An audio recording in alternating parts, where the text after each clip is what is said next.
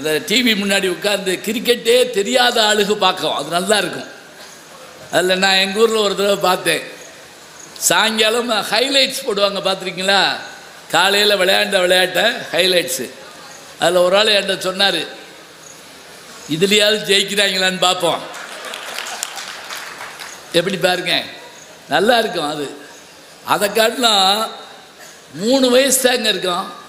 அவங்க கிரிக்கெட் பார்த்துட்டு பேசுவாங்க. என் லைஃப்லேயே இப்படி ஒரு விளையாட்டை பார்த்ததில்ல அப்படிங்கிறேன் ஒருத்தன். அவன் லைஃபே 3 வயசு தான். எல்லாம் பேச பழகிருக்காங்க.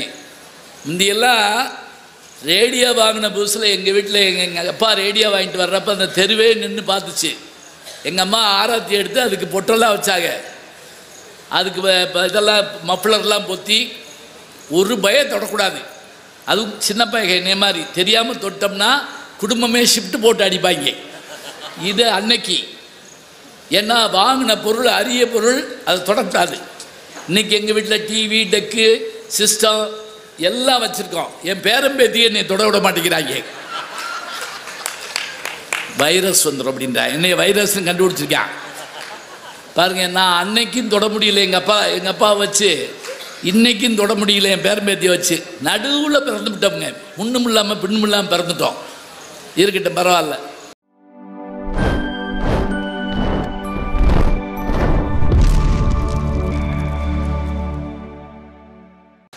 அதெல்லாம் இலக்கியத்தோடு ஒத்துக்கிற முடியுமா, முடியாதா? இதைத்தான் இன்றைக்கி பேச வந்திருக்காங்க. இப்போ நான் இலக்கியம்னு என்னன்னு சொல்லிட்டேன். சினிமா இப்போ பழைய பாட்டு புது பாட்டு அது அவங்க பாடு, நமக்கு ஒன்றும் இல்லை. ஏன்னா அவங்க 2 பாயிண்ட் எழுதி வச்சு அதையும் நான் பேசிவிட்டேன்னு வைங்க.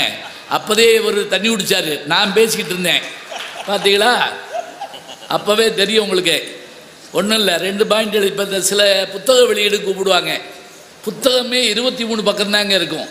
44 பேர் அதில் பேசுவாங்க. அப்படி ஒரு கூட்டத்தில் நான் போய் மாட்டி, நான் தான் 44வது ஆள். அட்டட்டு அட்டை பேசிட்டாங்க. அப்புறம் நான் நன்றி உரை சொன்னேன். வேறு வழி என்ன இருக்கு? ஏன்னா அம்புட்டையும் பேசிட்டு என்ன பண்ணுறது? அதனால் நீங்கள் ஒன்றும் கவலைப்படாதீங்கய்யா. 1931 தொடங்கின சினிமா 2025. இப்போ 2031 வந்துச்சுன்னா சினிமாவுக்கே 100 வயசு. இப்போ நியாயப்படி சினிமா நடிகர்கள் தான் வயசு சொல்ல மாட்டாங்க. சினிமா பவள விழாலாம் கண்டுருச்சு, அதுக்கு மேலேயும் வந்துருச்சு.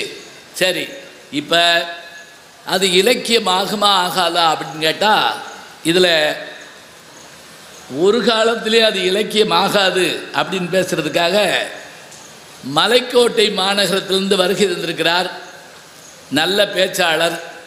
அது மட்டும் இல்லை, அங்கே இருக்கக்கூடிய தேசிய கல்லூரியினுடைய தமிழ் பேராசிரியர், எம்ஏ, எம்ஃபில், பிஹெச்டி பட்டங்களை பெற்றவர். அவர் வேதாத்திரி மகரிஷியினுடைய அந்த செய்திகளை எல்லாம் எடுத்து படித்து வாழ்க வளமுடன் சொல்லுவாங்கள்ல, அதில் ஆராய்ச்சி பண்ணி பட்டம் பெற்றவர். சரியாக சொல்கிறேன்னா? ஆமாம். இத்தகைய வர வர வடிவேலு படம் மாதிரி ஆகிப்போச்சு. சரியாக தானே பேசுகிறேன் அப்படின்னு கேட்டுக்கிறவன்ட்ருக்கேன். நல்ல பேராசிரியர், மிகச்சிறப்பாக பேசக்கூடியவர். இத்தகைய பெருமைகளை கொண்ட பேராசிரியர் டாக்டர் நீலகண்டன் அவர்கள் இங்கே வருகை தந்திருக்கிறார். இலக்கியம் ஆகாது. ஆமாம், எடுத்தோடனே ஆகாதுன்னு பேசுங்க, வேறு வழி இல்லை. அப்போ தான் ஆகும்னு பேச முடியும். ஏன்னா ஆகும்னு பேசி ஆகாதுன்னு பேசுனா அப்புறம் அதில் ஒரு சிக்கல் இருக்கும். அதுக்கு தான் ஐயா அடுத்து உட்காந்துருக்கவர் யாருன்னா, அவர் நம்ம டீம்லேயே என் கூட பல்லாண்டு காலமாக பயணம் பண்ணுறவர். நல்லா பேசுவார், இனிமையாக பாடுவார்.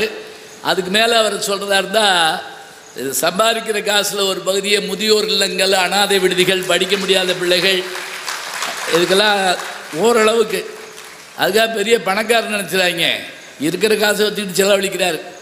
இத்தனை பெருமைகளை கொண்ட நாஞ்சில் நாவரசு செல்லக்கண்ணன் அவர்கள் இங்கே வந்திருக்கார். இறையும் கூட கும்பிட்டுவாங்கய்யா போய். சரி சரி, இந்த 2 பேரும் சொல்லிட்டேன். இல்லை அப்படி இல்லை, அது இலக்கியம் தாங்க. அந்த 2 பேருக்கும் பாடம் தெரியாது, அதனால் அப்படி சொல்கிறாங்க. இவங்க 2 பேரும் பாடுவாங்க. இப்போ நீங்கள் கேட்கலாம், எதுக்கு பட்டிமன்றம் பாட்டு மன்றமாச்சு? நான் ஆயிடுச்சு, வேறு வழி கிடையாது. நியாயப்படி பார்த்தா இது இயல் தான். இசை தனியாக இருக்கணும், நாடகம் தனியாக இருக்கணும். இப்போ என்ன ஆகி போச்சுன்னா, இயலும் இசையும் சேர்ந்துருச்சு. நாடகம் வராமல் இருக்கணும், அதுதான் பயமாக இருக்குது. ஏன்னா கொஞ்ச நேரம் நடுவர் கட்ட உம்மனாக நடிப்பார் அப்படின்னு சொன்னால் நான் என்ன பண்ணுவேன்? இல்லைன்னா காவடி எடுத்து குதிப்பார் அப்படின்னு சொன்னால் நான் ஒன்றும் செய்ய முடியுமா? பண்ண முடியாது. அதனால் இந்த பக்கம் அதில் முதல்ல அமர்ந்திருப்பவர்கள் இலக்கியமாகும் என்று பேசுவதற்காக வந்திருப்பவர்கள் நம்முடைய திருச்செந்தூர் கல்லூரி கோவிந்தம்மாள் ஆதித்தனார் கல்லூரியினுடைய தமிழ் பேராசிரியை, படிக்கிற காலத்திலே திருவனந்தபுரத்தில் முதுகலை தமிழில் தங்கப்பதக்கம் பெற்ற ஒரு நல்ல மாணவி, இப்போ பேராசிரியராக இருக்கிறாங்க. பேராசிரியை டாக்டர் ஸ்ரீமதி தியாகராஜன் அவர்கள் இங்கே வந்திருக்கிறாங்க. அதே போல் அடுத்து முதல்ல பேச இருப்பவங்க அவங்க அவர்களுடைய தந்தையார் மிகச்சிறந்த பேச்சாளர், என்னுடைய இனிய நண்பர். அவர்களும் அருமையாக பேசுவாங்க, அழகாக பாடுவாங்க. வணக்கத்திற்குரிய சொல்லரசி தங்க பாரதி அவர்கள் இங்கே வருகை இருந்திருக்கிறார். இவ்வளோதாங்க ஆளுங்க, மொத்தம் 5 ஆள் தான். ஏன் 6 ஆள் போடுறதில்லை அப்படின்னா திருப்பி தண்ணி குடிக்கிறதா? சரி சரி. எதுக்கு 6 ஆள் போடுறதில்லைன்னா, ஒரு காலத்தில் டெஸ்ட் மேட்ச் எல்லாம் பார்த்துக்கிட்டு இருந்தோம். அப்புறம் என்னாச்சு, 2020 மேட்ச் வந்துருச்சு. இன்னி ஒரு காலத்தில் என்ன வரலாம், ஒரு பந்து ஒரு ரன்னு போதும், அவ்வளோதான். அது கூட வேண்டாமா, டாஸில் ஜெயிச்சவன் போ வீட்டுக்கு அப்படின்னு. முந்தியெல்லாம் கிரிக்கெட் பார்த்துக்கிட்டு இருக்கப்ப அந்த டிவி முன்னாடி உட்காந்து கிரிக்கெட்டே தெரியாத ஆளுக்கு பார்க்கும், அது நல்லா இருக்கும். அதில் நான் எங்கள் ஊரில் ஒரு தடவை பார்த்தேன். சாயங்காலம் ஹைலைட்ஸ் போடுவாங்க, பார்த்துருக்கீங்களா? காலையில் விளையாண்ட விளையாட்டை ஹைலைட்ஸு. அதில் ஒரு ஆள் என்கிட்ட சொன்னார், இதுலையாவது ஜெயிக்கிறாங்களான்னு பார்ப்போம். எப்படி பாருங்க, நல்லா இருக்கும் அது. அதை காட்டிலும் 3 வயசு தாங்க இருக்கும், அவங்க கிரிக்கெட் பார்த்துட்டு பேசுவாங்க. என் லைஃப்லேயே இப்படி ஒரு விளையாட்டை பார்த்ததில்ல அப்படிங்கிறேன் ஒருத்தன். அவங்க லைஃபே 3 வயசு தான். எல்லாம் பேச பழகிருக்காங்க. முந்தியெல்லாம் ரேடியோ வாங்கின புதுசில் எங்கள் வீட்டில் எங்கள் அப்பா ரேடியோ வாங்கிட்டு வர்றப்ப அந்த தெருவே நின்று பார்த்துச்சு. எங்கள் அம்மா ஆராத்தி எடுத்து அதுக்கு பொட்டெல்லாம் வச்சாங்க. அதுக்கு இதெல்லாம் மஃப்ளர்லாம் பொத்தி ஒரு பயம் தொடக்கூடாது. அதுவும் சின்ன பையன் என்னைய மாதிரி தெரியாமல் தொட்டோம்னா குடும்பமே ஷிஃப்ட் போட்டு அடிப்பாங்க. இது அன்னைக்கு. ஏன்னா வாங்கின பொருள் அரிய பொருள், அது தொடக்கூடாது. இன்றைக்கி எங்கள் வீட்டில் டிவி, டெக்கு, சிஸ்டம் எல்லாம் வச்சுருக்கோம். என் பேரம்பேத்தி என்னை தொட விட மாட்டேங்கிறாங்க. வைரஸ் வந்துடும் அப்படின்றா, என்னைய வைரஸ்ன்னு கண்டுபிடிச்சிருக்கான் பாருங்கள். நான் அன்னைக்கும் தொட முடியல எங்கள் அப்பா வச்சு, இன்றைக்கும் தொட முடியல என் பேரம்பேத்தியை வச்சு. நடுவில் பிறந்து விட்டோம்ங்க, முன்னும் இல்லாமல் பின்னும் இல்லாமல் பிறந்துட்டோம். இருக்கட்டும், பரவாயில்ல. இந்த 4 பேரும் எவ்வளோ நேரம் பேசுவாங்க அப்படின்னா, ஒன்றும் இல்லை, ஒரு ஆளுக்கு ஒரு 10லேருந்து 12 நிமிஷம்னு வச்சுக்கிறோமா? எம்பிட்டு பேசினாலும் அப்படி தான் காசு. அதனால் ஒன்றும் இல்லை. சில பேர் நேரம் தெரியாமல் பேசிக்கிட்டே இருப்பாங்க. நான் சொல்லிடுது, திருப்பி தண்ணி குடிக்கிறாரா? அவருக்கு மதுரை தண்ணி அப்படி பிடிச்சி போச்சு, அதனால். சரி, 10லேருந்து 12 நிமிஷம் பேசுங்க. சரி, பேச வேண்டியது அவர்கள் கடமை, நேரத்தை பார்த்து பணி அடிக்க வேண்டியது என்னுடைய கடமை. உங்கள் கடமை கைதட்டலாம், சிரிக்கலாம். நல்லா கைதட்டுங்க பார்ப்போம்.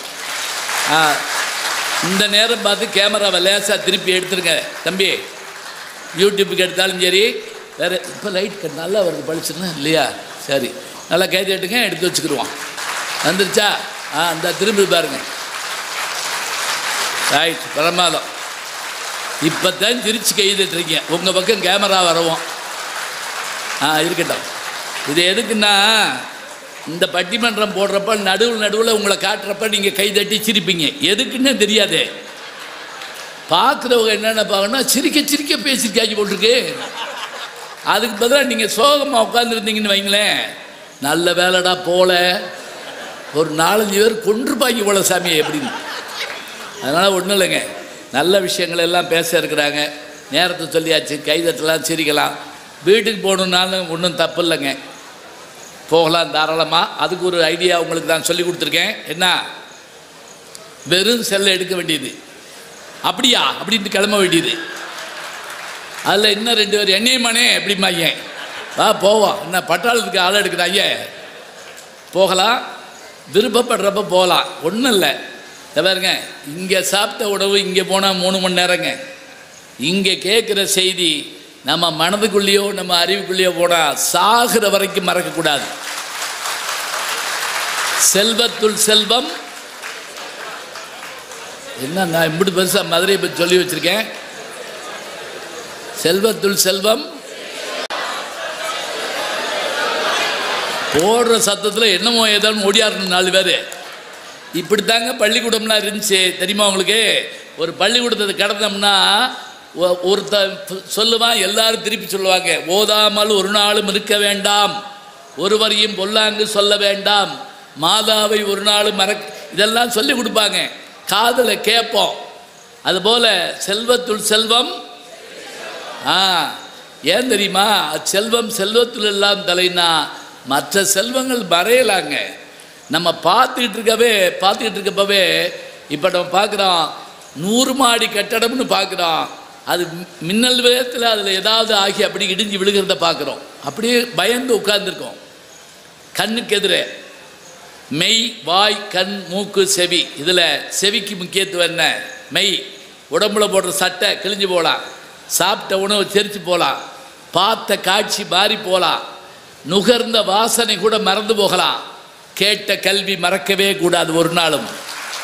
அதனால தான் கர்ணன் தன்னுடைய ஜாதியை மறைச்சு பரசுராமர்கிட்ட போய் பாடம் கேட்ட போது அவர் என்ன தண்டனை கொடுத்தார் தெரியுமா? டேய், நீ தெரிஞ்சோ தெரியாமலா படிக்க வந்துட்ட, பரவாயில்ல, உனக்கு வேற சாபம் கொடுக்கல, நீ படித்த பாடம் மறந்து போட்டுட்டாருங்க. அதனால தான் இன்னைக்கு வரைக்கும் அவன் எக்ஸாம் போடுறவனுக்கு பூரா மறந்து போதில்ல, அது அவர் கொடுத்த சாபம் தான். அது இருக்கட்டாப்ப. அதனால் நல்லா உட்காந்து கேளுங்க.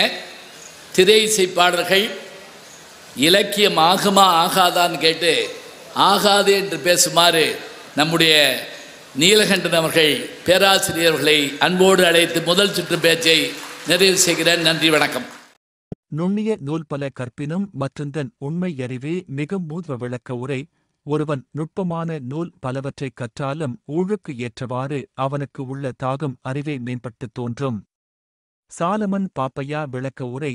பேதை ஆக்குவதற்கு உரிய விதி நமக்கு இருந்தால் நுட்பமான கருத்துக்களை உடைய பல நூல்களைக் கற்றாலும் இயல்பான அறிவே இருக்கும். அறிவு விரிவு பெறாது. கலைஞர் விளக்க உரை. கூறிய அறிவு வழங்கக்கூடிய நூல்களை ஒருவர் கற்றிருந்த போதிலும் அவரது இயற்கை அறிவே மேலோங்கி நிற்கும். நுண்ணிய நூல் பல கற்பினும் மற்றந்தன் உண்மை அறிவே மிக மூர்வ விளக்க உரை.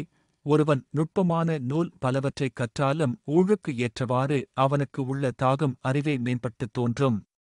சாலமன் பாப்பையா விளக்க உரை. பேதை ஆக்குவதற்கு உரிய விதி நமக்கு இருந்தால் நுட்பமான கருத்துக்களை உடைய பல நூல்களைக் கற்றாலும் இயல்பான அறிவே இருக்கும். அறிவு விரிவு பெறாது. கலைஞர் விளக்க உரை. கூறிய அறிவு வழங்கக்கூடிய நூல்களை ஒருவர் கற்றிருந்த போதிலும் அவரது இயற்கை அறிவே மேலோங்கி நிற்கும். நுண்ணிய நூல் பல கற்பினும் மற்றந்தன் உண்மை அறிவே மிக மூர்வ விளக்க உரை. ஒருவன் நுட்பமான நூல் பலவற்றைக் கற்றாலும் ஊழுக்கு ஏற்றவாறு அவனுக்கு உள்ள தாகம் அறிவை மேம்பட்டுத் தோன்றும். சாலமன் பாப்பையா விளக்க உரை. பேதை ஆக்குவதற்கு உரிய விதி நமக்கு இருந்தால் நுட்பமான கருத்துக்களை உடைய பல நூல்களைக் கற்றாலும் இயல்பான அறிவே இருக்கும். அறிவு விரிவு பெறாது. கலைஞர் விளக்க உரை. கூறிய அறிவு வழங்கக்கூடிய நூல்களை ஒருவர் கற்றிருந்த போதிலும் அவரது இயற்கை அறிவே மேலோங்கி நிற்கும். நுண்ணிய நூல் பல கற்பினும் மற்றந்தன் உண்மை அறிவே மிக மூர்வ விளக்க உரை. ஒருவன் நுட்பமான நூல் பலவற்றைக் கற்றாலும் ஊழுக்கு ஏற்றவாறு அவனுக்கு உள்ள தாகம் அறிவை மேம்பட்டுத் தோன்றும். சாலமன் பாப்பையா விளக்க உரை. பேதை ஆக்குவதற்கு உரிய விதி நமக்கு இருந்தால் நுட்பமான கருத்துக்களை உடைய பல நூல்களைக் கற்றாலும் இயல்பான அறிவே இருக்கும். அறிவு விரிவு பெறாது. கலைஞர் விளக்க உரை. கூறிய அறிவு வழங்கக்கூடிய நூல்களை ஒருவர் கற்றிருந்த போதிலும் அவரது இயற்கை அறிவே மேலோங்கி நிற்கும். நுண்ணிய நூல் பல கற்பினும் மற்றந்தன் உண்மை அறிவே மிக மூர்வ விளக்க உரை. ஒருவன் நுட்பமான நூல் பலவற்றைக் கற்றாலும் ஊழுக்கு ஏற்றவாறு அவனுக்கு உள்ள தாகம் அறிவை மேம்பட்டுத் தோன்றும். சாலமன் பாப்பையா விளக்க உரை. பேதை ஆக்குவதற்கு உரிய விதி நமக்கு இருந்தால் நுட்பமான கருத்துக்களை உடைய பல நூல்களைக் கற்றாலும் இயல்பான அறிவே இருக்கும். அறிவு விரிவு பெறாது. கலைஞர் விளக்க உரை கூறிய அறிவு வழங்கக்கூடிய நூல்களை ஒருவர் கற்றிருந்த போதிலும் அவரது இயற்கை அறிவே மேலோங்கி நிற்கும். நுண்ணிய நூல் பல கற்பினும் மற்றுந்தன் உண்மை அறிவே மிக மூத்வ விளக்க உரை ஒருவன் நுட்பமான நூல் பலவற்றைக் கற்றாலும் ஊழுக்கு ஏற்றவாறு அவனுக்கு உள்ள தாகம் அறிவே மேம்பட்டுத் தோன்றும். சாலமன் பாப்பையா விளக்க உரை பேதை ஆக்குவதற்கு உரிய விதி நமக்கு இருந்தால் நுட்பமான கருத்துக்களை உடைய பல நூல்களைக் கற்றாலும் இயல்பான அறிவே இருக்கும். அறிவு விரிவு பெறாது. கலைஞர் விளக்க உரை கூறிய அறிவு வழங்கக்கூடிய நூல்களை ஒருவர் கற்றிருந்த போதிலும் அவரது இயற்கை அறிவே மேலோங்கி நிற்கும். நுண்ணிய நூல் பல கற்பினும் மற்றுந்தன் உண்மை அறிவே மிக மூத்வ விளக்க உரை ஒருவன் நுட்பமான நூல் பலவற்றைக் கற்றாலும் ஊழுக்கு ஏற்றவாறு அவனுக்கு உள்ள தாகம் அறிவே மேம்பட்டுத் தோன்றும். சாலமன் பாப்பையா விளக்க உரை பேதை ஆக்குவதற்கு உரிய விதி நமக்கு இருந்தால் நுட்பமான கருத்துக்களை உடைய பல நூல்களைக் கற்றாலும் இயல்பான அறிவே இருக்கும். அறிவு விரிவு பெறாது. கலைஞர் விளக்க உரை கூறிய அறிவு வழங்கக்கூடிய நூல்களை ஒருவர் கற்றிருந்த போதிலும் அவரது இயற்கை அறிவே மேலோங்கி நிற்கும். நுண்ணிய நூல் பல கற்பினும் மற்றுந்தன் உண்மை அறிவே மிக மூத்வ விளக்க உரை ஒருவன் நுட்பமான நூல் பலவற்றைக் கற்றாலும் ஊழுக்கு ஏற்றவாறு அவனுக்கு உள்ள தாகம் அறிவே மேம்பட்டுத் தோன்றும். சாலமன் பாப்பையா விளக்க உரை பேதை ஆக்குவதற்கு உரிய விதி நமக்கு இருந்தால் நுட்பமான கருத்துக்களை உடைய பல நூல்களைக் கற்றாலும் இயல்பான அறிவே இருக்கும். அறிவு விரிவு பெறாது. கலைஞர் விளக்க உரை கூறிய அறிவு வழங்கக்கூடிய நூல்களை ஒருவர் கற்றிருந்த போதிலும் அவரது இயற்கை அறிவே மேலோங்கி நிற்கும். நுண்ணிய நூல் பல கற்பினும் மற்றுந்தன் உண்மை அறிவே மிக மூத்வ விளக்க உரை ஒருவன் நுட்பமான நூல் பலவற்றைக் கற்றாலும் ஊழுக்கு ஏற்றவாறு அவனுக்கு உள்ள தாகம் அறிவே மேம்பட்டுத் தோன்றும். சாலமன் பாப்பையா விளக்க உரை பேதை ஆக்குவதற்கு உரிய விதி நமக்கு இருந்தால் நுட்பமான கருத்துக்களை உடைய பல நூல்களைக் கற்றாலும் இயல்பான அறிவே இருக்கும். அறிவு விரிவு பெறாது. கலைஞர் விளக்க உரை கூறிய அறிவு வழங்கக்கூடிய நூல்களை ஒருவர் கற்றிருந்த போதிலும் அவரது இயற்கை அறிவே மேலோங்கி நிற்கும். நுண்ணிய நூல் பல கற்பினும் மற்றுந்தன் உண்மை அறிவே மிக மூத்வ விளக்க உரை ஒருவன் நுட்பமான நூல் பலவற்றைக் கற்றாலும் ஊழுக்கு ஏற்றவாறு அவனுக்கு உள்ள தாகம் அறிவே மேம்பட்டுத் தோன்றும்.